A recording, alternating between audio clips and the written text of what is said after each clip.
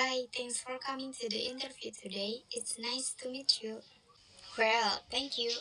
To begin with, why don't you tell us a little about yourself?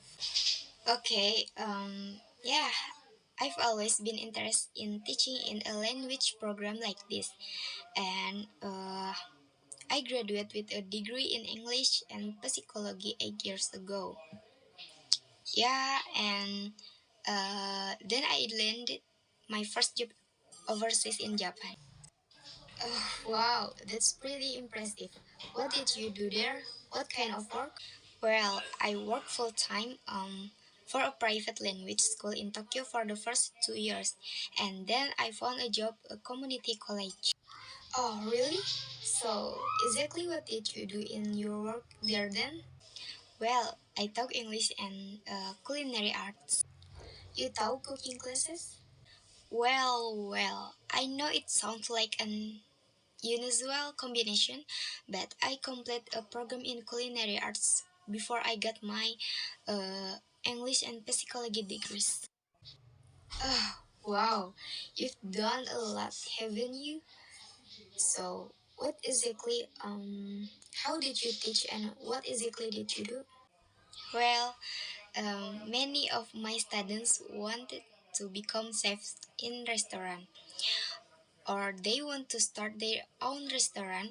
And in our area, there were many tourist spots. A lot of tourists came to that particular area, and so with English, they would be able to communicate it not only with suppliers, things that they need for restaurant food and so forth, but also with their customer. And so I taught them English and cooking at the same time. Wow, that's pretty impressive. That's interesting. I bet so. Why did you return to the United States? How long have you been back? I've been back for probably about a year now. Okay, so what brought you back then? Well, one of my former students opened a sushi restaurant uh, in town, and he asked me to work with him. Really? What's the name of the restaurant? Well, it's called Flying Sushi. Have you ever heard of it? Yes, I've been there. Their food is fabulous. It's top notch. It's really hard just to get a reservation there.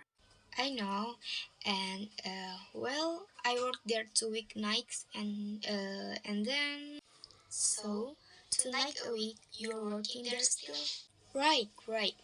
But then but I want to return to teaching.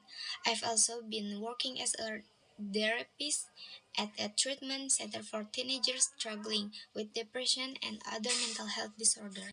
Oh, wow, that will be a really interesting job. It is. Wow, you have such a wide range of experience.